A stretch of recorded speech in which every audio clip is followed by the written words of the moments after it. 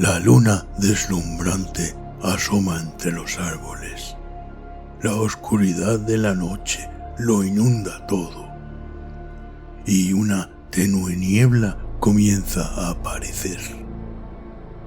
Adéntrate en el bosque, busca el árbol viejo, siéntate a su lado. Ponte cómodo, cierra los ojos y escucha la historia que traen hasta ti las criaturas de la noche. Bienvenidos. Estos son los cuentos del bosque oscuro.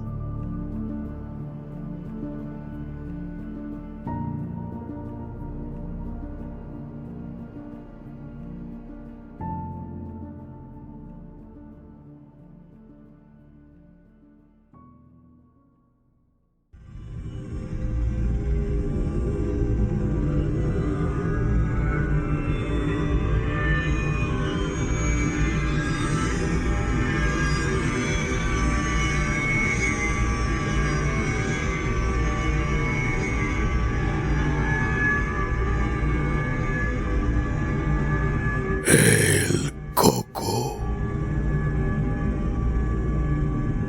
de Stephen King.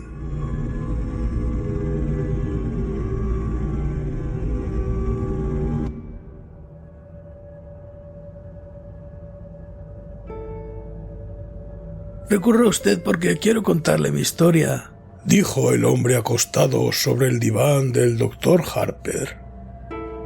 El hombre era Lester Billings de Waterbury, Connecticut. Según la ficha de la enfermera Vickers, tenía 28 años, trabajaba para una empresa industrial de Nueva York, estaba divorciado y había tenido 3 hijos, todos muertos. No puedo recurrir a un cura porque no soy católico. No puedo recurrir a un abogado porque no he hecho nada que deba consultar con él. Lo único que hice fue matar a mis hijos, de uno en uno. Los maté a todos. El Dr. Harper puso en marcha el magnetófono. Billings estaba duro como una estaca sobre el diván, sin darle un ápice de sí. Sus pies sobresalían rígidos por el extremo. Era la imagen de un hombre que se sometía a una humillación necesaria. Tenía las manos cruzadas sobre el pecho como un cadáver. Sus facciones se mantenían escrupulosamente compuestas. Miraba el simple cielo raso, blanco de paneles, como si por su superficie desfilaran escenas e imágenes. ¿Quiere decir que los mató realmente o...? No. Un movimiento impaciente de la mano. Pero fui el responsable. Denny en 1967, Searle en 1971 y Andy este año. Quiero contárselo. El Dr. Harper no dijo nada. Le pareció que Billings tenía un aspecto demacrado y envejecido. Su cabello raleaba, su tez estaba pálida. Sus ojos encerraban todos los secretos miserables del whisky. Fueron asesinados, ¿entiende? Pero nadie lo cree. Si lo creyeran, todo se arreglaría. ¿Por qué? Porque... Billings se interrumpió y se irguió bruscamente sobre los codos, mirando hacia el otro extremo de la habitación. ¿Qué es eso?, bramó. Sus ojos se habían entrecerrado, reduciéndose a 2 tajos oscuros. ¿Qué es qué? ¡Esa puerta! El armario empotrado, respondió el Dr. Harper, donde cuelgo mi abrigo y dejo mis chanclos. Ábralo, quiero ver lo que hay dentro. El Dr. Harper se levantó en silencio, atravesó la habitación y abrió la puerta. Dentro, una gabardina marrón colgaba de una de las 4 o 5 perchas. Abajo había un par de chanclos relucientes. Dentro de uno de ellos había un ejemplar cuidadosamente doblado del New York Times. Eso era todo. Conforme preguntó el doctor Harper. Sí. Billings dejó de apoyarse sobre los codos y volvió a la posición anterior. Manifestó el doctor Harper mientras volvía a su silla, que si se pudiera probar el asesinato de sus 3 hijos, todos sus problemas se solucionarían. ¿Por qué? Me mandarían a la cárcel, explicó Billings inmediatamente. Para toda la vida.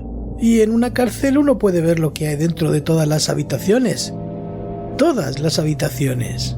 Sonrió a la nada. ¿Cómo fueron asesinados sus hijos? No trate de arrancármelo por la fuerza. Billings se volvió y miró a Harper con expresión aviesa. Se lo diré, no se preocupe.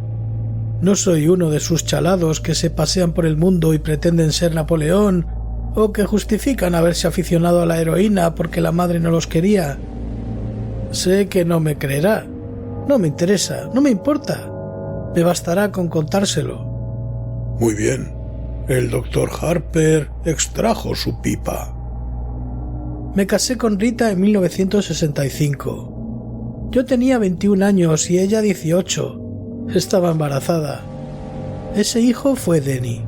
Sus labios se contorsionaron para formar una sonrisa gomosa, grotesca, que desapareció en un abrir y cerrar de ojos. Tuve que dejar la universidad y buscar empleo, pero no me importó. Los amaba a los dos. Éramos muy felices. Rita volvió a quedarse embarazada poco después del nacimiento de Denny, y Shield vino al mundo en diciembre de 1966. Andy nació en el verano de 1969, cuando Denny ya había muerto. Andy fue un accidente, eso dijo Rita. Aseguró que a veces los anticonceptivos fallan. Yo sospecho que fue más que un accidente. Los hijos atan al hombre, usted sabe. Eso les gusta a las mujeres, sobre todo cuando el hombre es más inteligente que ellas. ¿No le parece? Harper emitió un gruñido neutro. Pero no importa. A pesar de todo los quería. Lo dijo con tono casi vengativo, como si hubiera amado a los niños para castigar a su esposa. ¿Quién mató a los niños?, preguntó Harper. El Coco, respondió inmediatamente Lester Billings. El Coco los mató a todos. Sencillamente salió del armario y los mató. Se volvió y sonrió. Claro, usted cree que estoy loco. Lo leo en su cara. Pero no me importa. Lo único que deseo es desahogarme e irme. Le escucho, dijo Harper. Todo comenzó cuando Denny tenía casi 2 años y Shirley era apenas un bebé. Denny empezó a llorar cuando Rita lo tenía en la cama. Verá, teníamos un apartamento de 2 dormitorios. Shirley dormía en una cuna, en nuestra habitación. Al principio pensé que Denny lloraba porque ya no podía llevarse el biberón a la cama.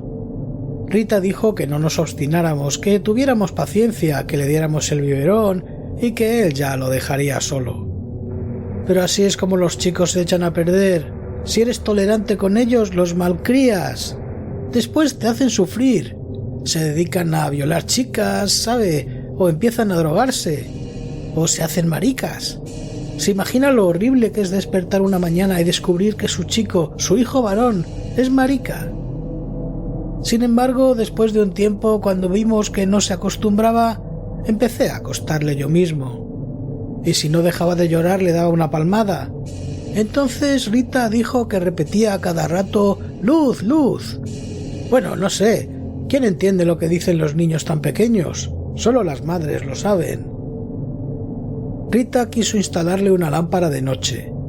Uno de esos artefactos que se adosan a la pared con la figura del ratón Mickey, o de Huckleberry Hound, o de lo que sea. No se lo permití. Si un niño no le pierde el miedo a la oscuridad cuando es pequeño, nunca se acostumbrará a ella. De todos modos, murió el verano que siguió al nacimiento de Shirley. Esa noche lo metí en la cama y empezó a llorar enseguida. Esta vez entendí lo que decía. Señaló directamente al armario cuando lo dijo. «¡El Coco!», gritó. «¡El Coco, papá!». Apagué la luz y salí de la habitación y le pregunté a Rita por qué le había estado enseñando esa palabra al niño. Sentí deseos de pegarle un par de bofetadas, pero me contuve. Juró que nunca se la había enseñado. La acusé de ser una condenada embustera. Verá, ese fue un mal verano para mí. Solo conseguí que me emplearan para cargar camiones de pesicola en un almacén y estaba siempre cansado. Sil se despertaba y lloraba todas las noches y Rita la tomaba en brazos y gimoteaba. Le aseguro que a veces tenía ganas de arrojarlas a las dos por la ventana. Jesús, a veces los mocosos te hacen perder la chaveta. ¿Podrías matarlos? Bien, el niño me despertó a las 3 de la mañana, puntualmente. Fui al baño, medio dormido, ¿sabe? Y Rita me preguntó si había ido a ver a Denny. Le contesté que lo hiciera ella y volví a acostarme. Estaba casi dormido cuando Rita empezó a gritar. Me levanté y entré en la habitación. El crío estaba acostado boca arriba, muerto. Blanco como la harina, excepto donde la sangre se había acumulado por efecto de la gravedad. La parte posterior de las piernas, la cabeza, las nalgas, y tenía los ojos abiertos. Eso era lo peor, ¿sabe? Muy dilatados y vidriosos, como los de las cabezas de alce que algunos tipos cuelgan sobre la repisa, como en las fotos de esos chinitos de Vietnam. Pero un crío norteamericano no debería tener esa expresión.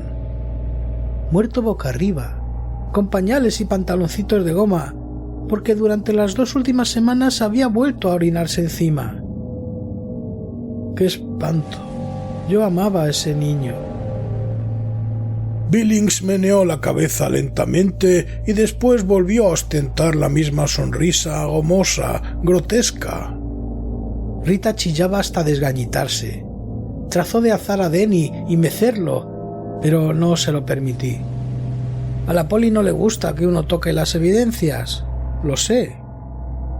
¿Supo entonces que había sido el coco?, preguntó Harper apaciblemente.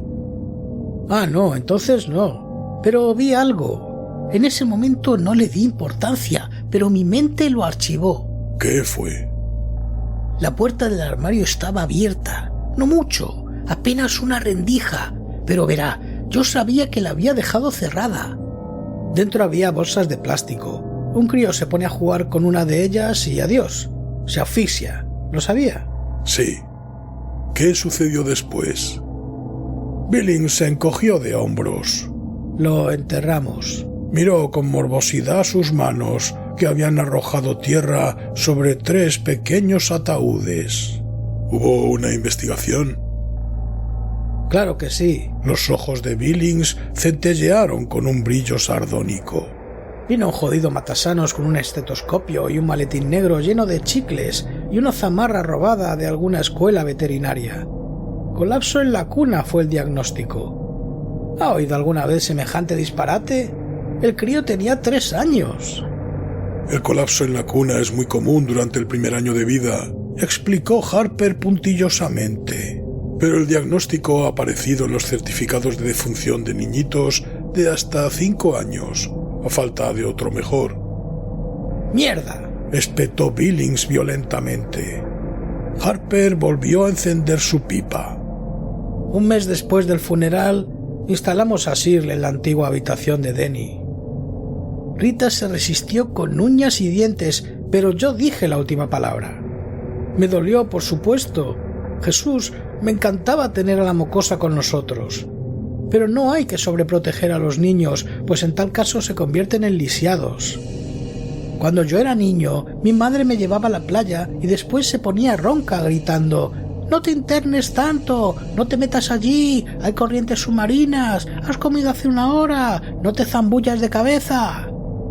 Le juro por Dios que incluso me decía que me cuidara de los tiburones. ¿Y cuál fue el resultado?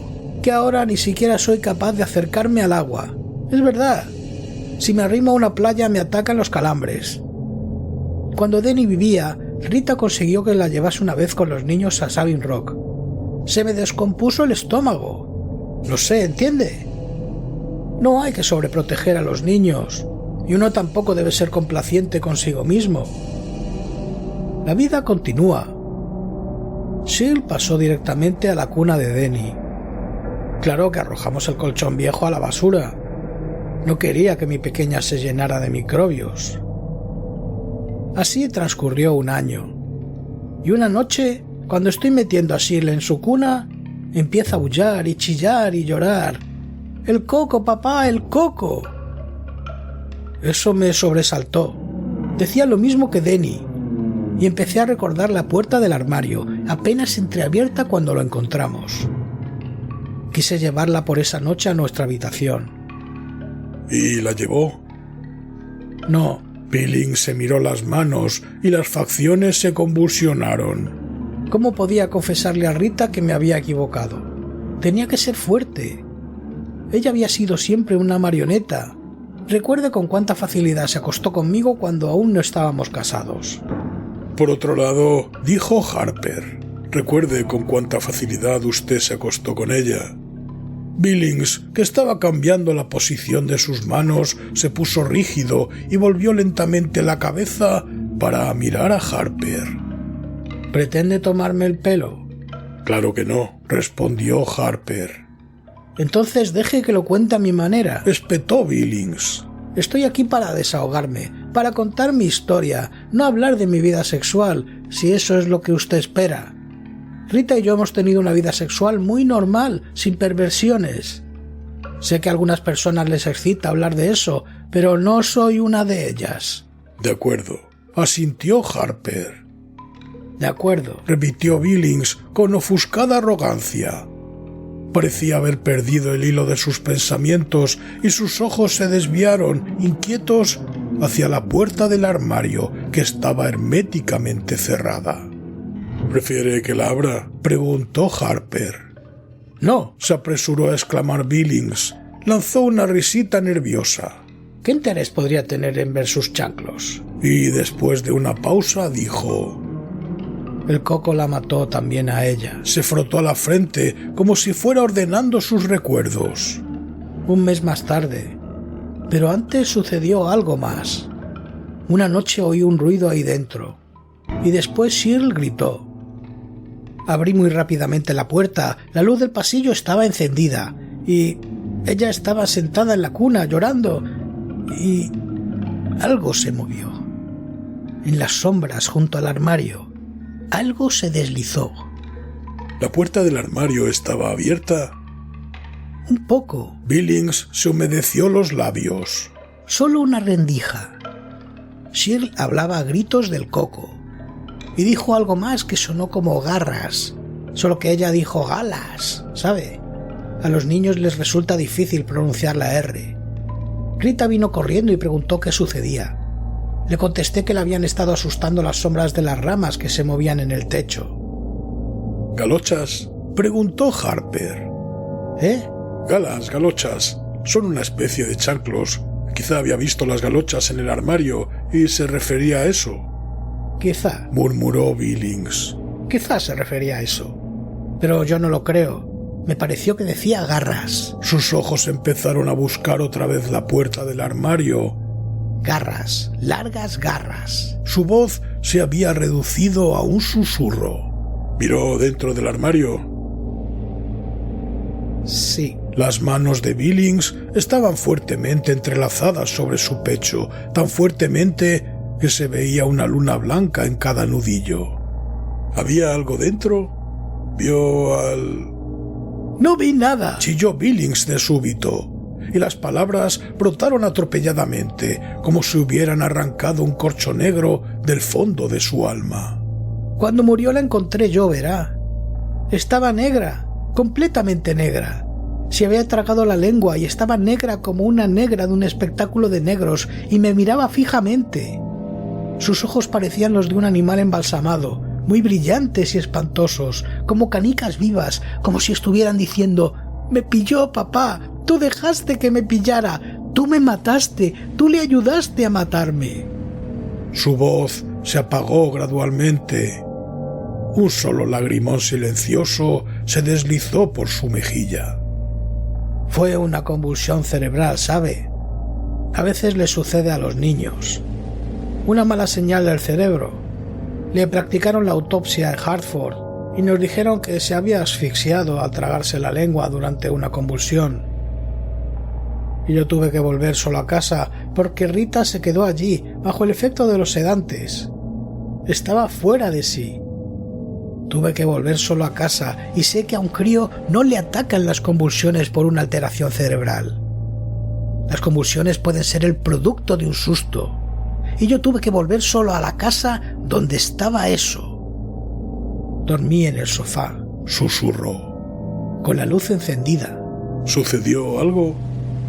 Tuve un sueño. Contestó Billings. Estaba en una habitación oscura y había algo que yo no podía ver bien. Estaba en el armario. Hacía un ruido viscoso. Me recordaba un cómic que había leído en mi infancia. Cuentos de la cripta. ¿Lo conoce? Jesús. Había un personaje llamado Graham Ingalls, capaz de invocar a los monstruos más abominables del mundo y algunos de otros mundos. De todos modos, en este relato una mujer ahogaba a su marido, ¿entiende? Le ataba unos bloques de cemento a los pies y lo arrojaba a una cantera inundada. Pero él volvía. Estaba totalmente podrido y de color negro verdoso, y los peces le habían devorado un ojo y tenía algas enredadas en el pelo.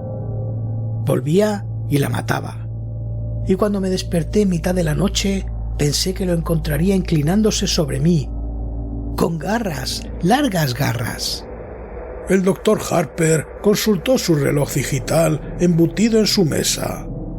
Lester Billings estaba hablando desde hacía casi media hora. Cuando su esposa volvió a casa, dijo: ¿cuál fue su actitud respecto a usted? Aún me amaba, respondió Billings orgullosamente. Seguía siendo una mujer sumisa. Ese es el deber de la esposa, ¿no le parece? La liberación femenina solo sirve para aumentar el número de chalados. Lo más importante es que cada cual sepa ocupar su lugar. Su sitio en la vida. Eso es. Billings hizo chasquear los dedos. Y la mujer debe seguir al marido. Durante los primeros 4 o 5 meses que siguieron a la desgracia, estuvo bastante mustia. Arrastraba los pies por casa, no cantaba, no veía la televisión, no reía. Yo sabía que se sobrepondría. Cuando los niños son tan pequeños, uno no llega a encariñarse tanto. Después de un tiempo hay que mirar su foto para recordar cómo eran exactamente. Quería otro bebé, agregó con tono lúgubre. Le dije que era una mala idea. No de forma definitiva, sino por un tiempo. Le dije que era hora de que nos conformáramos y empezáramos a disfrutar el uno del otro. Antes nunca habíamos tenido la oportunidad de hacerlo. Si queríamos ir al cine, teníamos que buscar una babysitter. No podíamos ir a la ciudad a ver un partido de fútbol si los padres de ella no aceptaban cuidar a los críos, porque mi madre no quería tener tratos con nosotros. Denny había nacido demasiado poco tiempo después de que nos casamos, ¿entiende? Mi madre dijo que Rita era una zorra, una vulgar trotacalles. ¿Qué le parece? Una vez me hizo sentar y me recitó la lista de las enfermedades que podía pescarme si me acostaba con una prostituta. Me explicó cómo un día aparecía una llaguita en el pene y al día siguiente se estaba pudriendo. Ni siquiera aceptó venir a la boda. Billings tamborileó con los dedos sobre su pecho.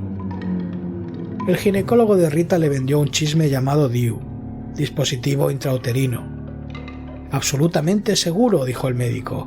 Bastaba insertarlo en el aparato femenino y listo. Si hay algo allí, el óvulo no se fecunda. Ni siquiera se nota, ni siquiera sabes que está allí. Y al año siguiente volvió a quedar embarazada. Vaya seguridad absoluta. Ningún método anticonceptivo es perfecto, explicó Harper. La píldora solo lo es en el 98% de los casos. El DIU puede ser expulsado por contracciones musculares, por un fuerte flujo menstrual y, en casos excepcionales, durante la evacuación. Sí, o la mujer se lo puede quitar. Es posible. ¿Y entonces qué? Empieza a tejer prendas de bebé, canta bajo la ducha y come encurtidos como una loca. Se sienta sobre mis rodillas y dice que debe ser la voluntad de Dios. ¡Mierda! ¿El bebé nació al finalizar el año que siguió a la muerte de Searle? Exactamente. Un varón. Le llamó Andrew Lester Billings. Yo no quise tener nada que ver con él, por lo menos al principio. Decidí que, puesto que ella había armado el jaleo, tenía que apañársela sola. Sé que esto puede parecer brutal, pero no olvide cuánto había sufrido yo. Sin embargo, terminé por cobrarle cariño, ¿sabe? Para empezar, era el único de la camada que se parecía a mí. Denny guardaba parecido con su madre y Shirley no se había parecido a nadie, excepto tal vez a la abuela Ann. Pero Andy era idéntico a mí. Cuando volvía de trabajar iba a jugar con él. Le cogía solo el dedo y sonreía y gorgoteaba. A las 9 semanas ya sonreía como su papá. ¿Cree lo que le estoy contando? Y una noche, hete aquí que salgo de una tienda con un móvil para colgar sobre la cuna del crío. Yo siempre he pensado que los críos no valoran los regalos hasta que tienen edad suficiente para dar las gracias. Pero ahí estaba yo, comprándole un chisme ridículo, y de pronto me di cuenta de que lo quería más que a nadie. Ya había conseguido un nuevo empleo, muy bueno. Vendía taladros de la firma Clute & Sons. Había prosperado mucho, y cuando Andy cumplió 1 año nos mudamos a Waterbury. La vieja casa tenía demasiados malos recuerdos y demasiados armarios. El año siguiente fue el mejor para nosotros. Daría todos los dedos de la mano derecha por poder vivirlo de nuevo. Aún había guerra en Vietnam y los hippies seguían paseándose desnudos y los negros vociferaban mucho, pero nada de eso nos afectaba. Vivíamos en una calle tranquila con buenos vecinos. Éramos felices. Un día le pregunté a Rita si no estaba preocupada. Usted sabe, dicen que no hay 2 sin 3. Contestó que eso no se aplicaba a nosotros, que Andy era distinto, que Dios lo había rodeado con un círculo mágico. Billings miró el techo con expresión morbosa. El año pasado no fue tan bueno. Algo cambió en la casa. Empecé a dejar los chanclos en el vestíbulo porque ya no me gustaba abrir la puerta del armario. Pensaba constantemente, ¿y qué harás si está ahí dentro, agazapado y listo para abalanzarse apenas abras la puerta? Y empecé a imaginar que oía ruidos extraños, como si algo negro y verde y húmedo se estuviera moviendo apenas ahí dentro. Rita me preguntaba si no trabajaba demasiado, y empecé a insultarla como antes. Me revolvía el estómago dejarlos solos para ir a trabajar, pero al mismo tiempo me alegraba salir. Que Dios me ayude, me alegraba salir. Verá, empecé a pensar que nos había perdido durante un tiempo, cuando nos mudamos. Había tenido que buscarnos, deslizándose por las calles durante la noche y quizá reptando por las alcantarillas, olfateando nuestro rastro. Necesitó 1 año, pero nos encontró. Ha vuelto, me dije. Le apetece Andy y le apetezco yo. Empecé a sospechar que quizás si piensas mucho tiempo en algo, si crees que existe, termina por corporizarse. Quizá todos los monstruos con los que nos asustan cuando éramos niños, Frankenstein y el hombre lobo y la momia, existían realmente. Existían en la medida suficiente para matar a los niños que aparentemente habían caído en un abismo, o se habían ahogado en un lago, o tan solo habían desaparecido. Quizá. ¿Se está evadiendo de algo, señor Billings? Billings permaneció un largo rato callado. En el reloj digital pasaron 2 minutos. Por fin dijo bruscamente: Andy murió en febrero. Rita no estaba en casa. Había recibido una llamada de su padre. Su madre había sufrido un accidente de coche un día después de Año Nuevo y creían que no se salvaría. Esa misma noche Rita cogió el autobús. Su madre no murió, pero estuvo mucho tiempo, 2 meses, en la lista de pacientes graves. Yo tenía una niñera excelente que estaba con Andy durante el día, pero por la noche nos quedábamos solos y las puertas de los armarios porfiaban en abrirse. Billings se humedeció los labios. El niño dormía en la misma habitación que yo. Es curioso, además. Una vez, cuando cumplió 2 años, Rita me preguntó si quería instalarlo en otro dormitorio. Spock u otro de esos charlatanes sostiene que es malo que los niños duerman con los padres, ¿entiende? Se supone que eso les produce traumas sexuales o algo parecido. Pero nosotros solo lo hacíamos cuando el crío dormía, y no quería mudarlo. Tenía miedo después de lo que les había pasado a Denny y a Shirl. «Pero lo mudó, ¿verdad?», preguntó el Dr. Harper. Sí, respondió Billings. En sus facciones apareció una sonrisa enfermiza y amarilla. lo mudé. Otra pausa. Billings hizo un esfuerzo por proseguir. Tuve que hacerlo. Espetó por fin. Todo había andado bien mientras Rita estaba en la casa, pero cuando ella se fue, eso empezó a envalentonarse. Empezó a... Giró los ojos hacia Harper y mostró los dientes con una sonrisa feroz. No me creerá. Sé qué es lo que piensa. No soy más que otro loco de su fichero. Lo sé. Pero usted no estaba allí, maldito fisgón. Una noche todas las puertas de la casa se abrieron de par en par.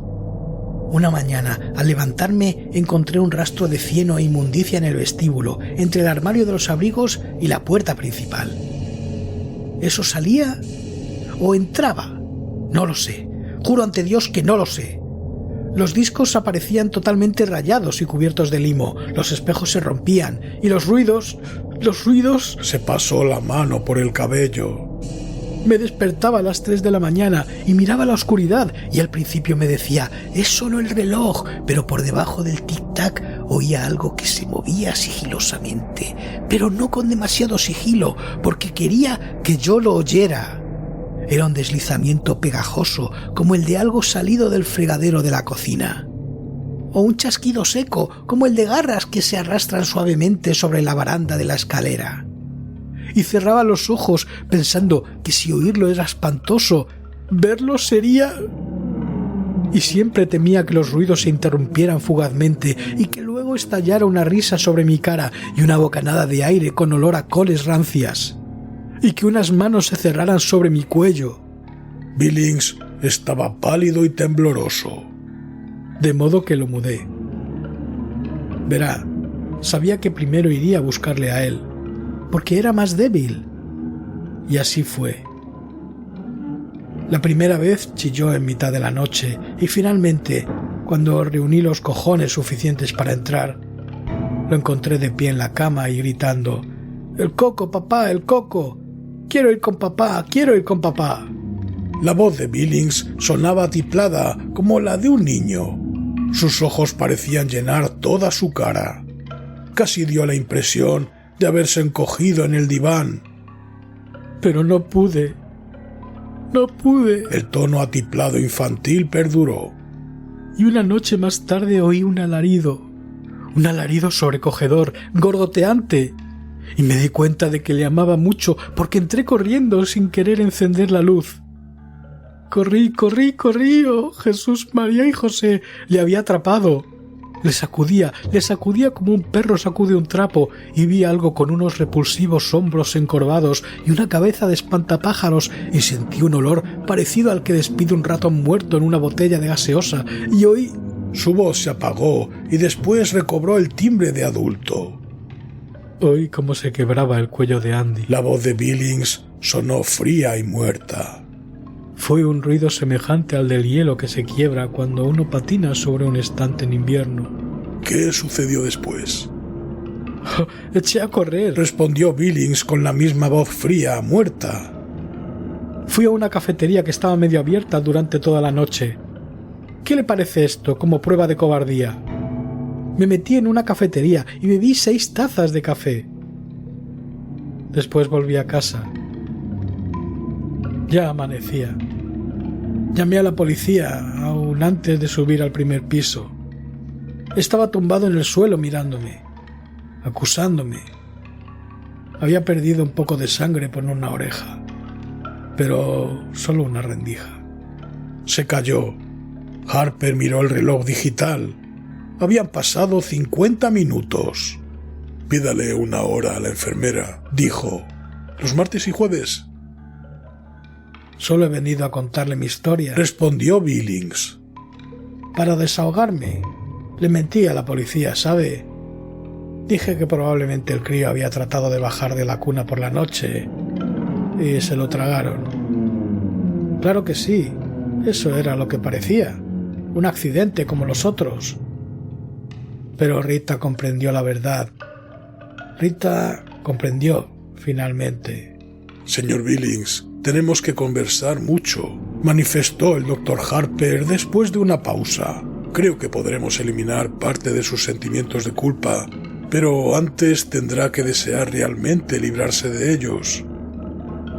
«¿Acaso piensa que no lo deseo?», exclamó Billings, apartando el antebrazo de sus ojos. Estaban rojos, irritados, doloridos. «Aún no», prosiguió Harper afablemente. «¿Los martes y jueves?»